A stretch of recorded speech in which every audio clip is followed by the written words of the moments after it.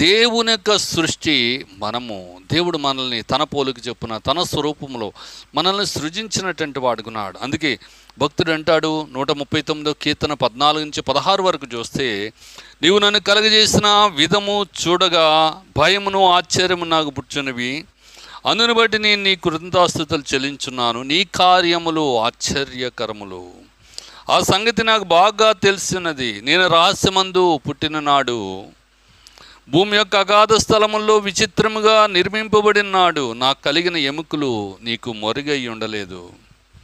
చూడు, దేవుని యొక్క సృష్టి ఎంత గొప్పది.